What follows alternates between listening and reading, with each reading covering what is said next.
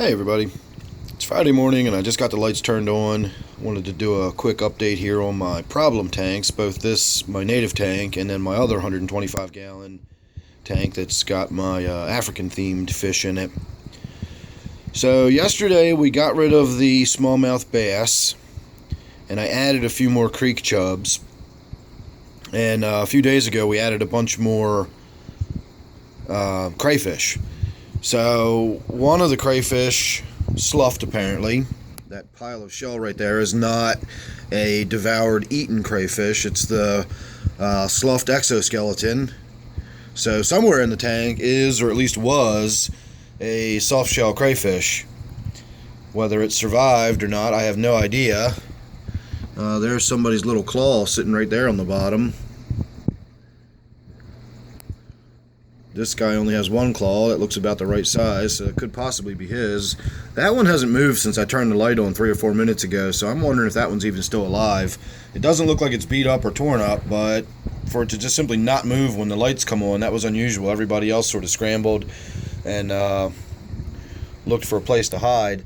So there's a good one back there. You can see he's got that nice greenish, purplish claw starting to develop. So we're getting a little bit of size on that one.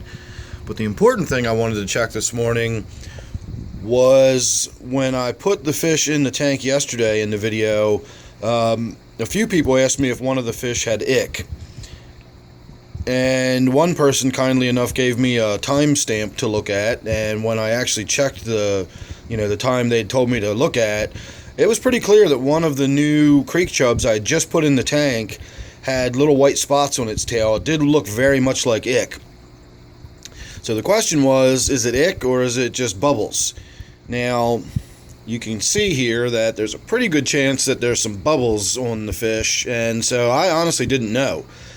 And that was one of the things I really wanted to check for, because if I've got ick in the tank, it's not a big deal. I just need to get on top of it now and do something about it. So I'm checking, I'm looking, I'm not seeing anything that appears to be ick on any of their tails, but they're all banged up and beat up, and you can see white marks on some of them, and so who knows if I haven't just brought the Columnaris back into the tank. I still do have the tank salted a little bit, so it should be above the amount that Columnaris can live in. I did reduce the salt a little bit after my initial salting, but it still should be enough salt in there that if I've brought Columnaris back into the tank, the salt should be enough to kill it off. That shiner right there, the rain or the rosy side, you can see it's got the white sort of markings all over its back, and then you can see on its tail, there it's sitting still for us. Look at its tail. It's got all that sort of white stuff. That doesn't look like ick to me. That definitely looks like some sort of bacterial growth or something like that. So I am still a little bit concerned about what's going to happen in this tank. Again, I really do plan on getting in here and talking a little bit about, my philosophy on this tank and why I don't bother to quarantine.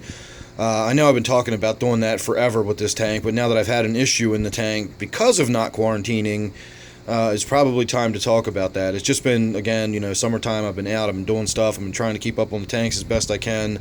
I don't have a ton of time for extra videos. So very soon we will be talking about, quarantining this tank and how I put fish in it and so on and so forth.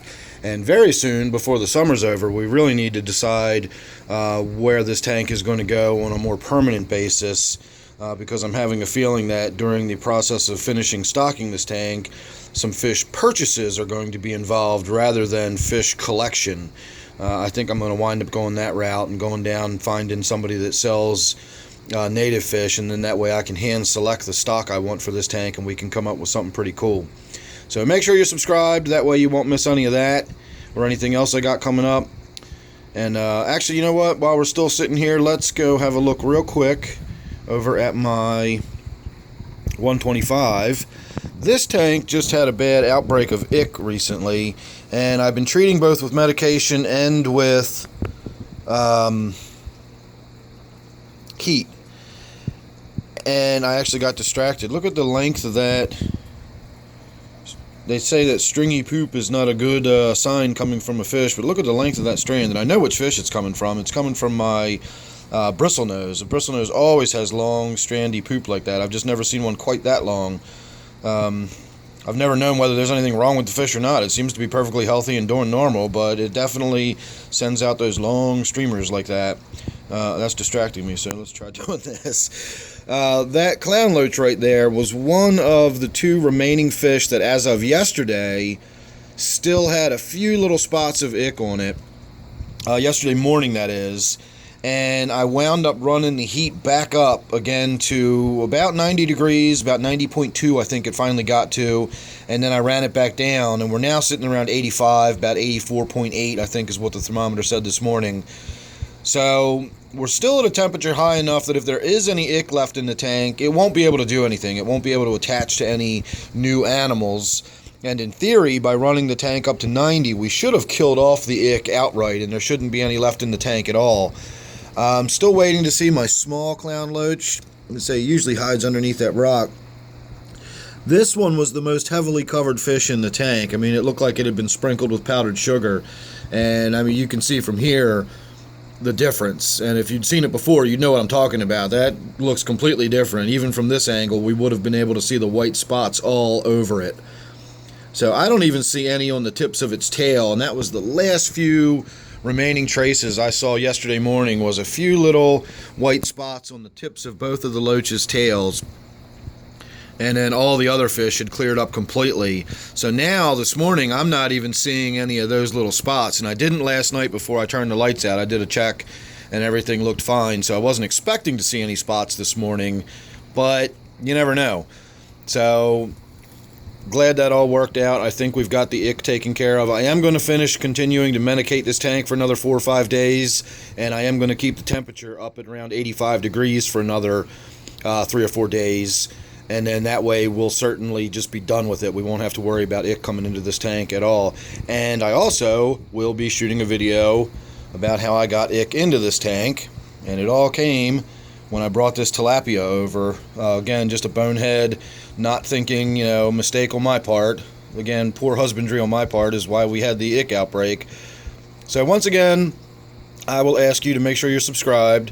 That way you won't miss anything or the updates I got on this tank or any of the other stuff I've been talking about doing. Don't forget that first tank we were looking at is my native tank. And then this tank is my 125 gallon tank.